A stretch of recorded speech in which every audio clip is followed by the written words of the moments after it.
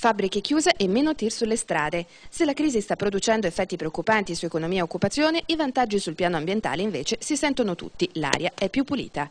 Ovviamente un contributo l'ha offerto anche il clima, con una situazione meteorologica che ha favorito il generale abbassamento dei livelli di PM10. Siamo consapevoli e abbiamo constatato di fatto che nell'ultimo semestre, praticamente già dall'autunno del 2008, sia per quanto riguarda la presenza di mezzi pesanti lungo le nostre strade, sia per quanto riguarda le emissioni del complesso industriale, sicuramente c'è stata una diminuzione delle emissioni e, accompagnata da una condizione climatica favorevole alla dispersione dell'inquinante, consente di mantenere sotto controllo e tutto sommato migliorati i livelli di qualità dell'aria.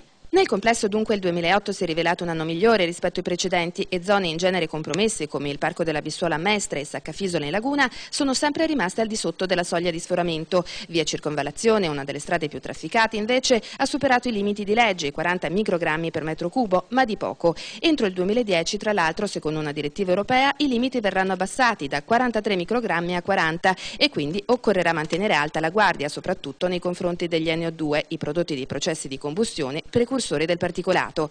I segnali per i primi 6 mesi del 2009 comunque sono incoraggianti. La tendenza nel primo semestre sembra di continuare in questo senso, probabilmente non sono cambiate le condizioni al contorno e anche quelle climatiche, per cui effettivamente anche nel primo semestre del 2009 troviamo un tendenziale ancora miglioramento. Resta ovviamente importante per noi tenere sotto controllo sia la parte che riguarda gli ossidi di azoto, che sono vicino alle zone di traffico, sono abbastanza ancora interessanti come valori. Per sapere invece se l'apertura del passante ha prodotto dei miglioramenti significativi sulla qualità dell'aria, dovremo aspettare i prossimi mesi, anche se la sensazione è che il minor traffico sulla tangenziale abbia favorito chi abita a ridosso dell'arteria, ma non abbia influito in maniera decisiva sul quadro complessivo. La pianura padana rimane l'area più inquinata d'Europa, una superficie occlusa da una cappa di agenti dannosi che siamo ancora lontani dall'eliminare.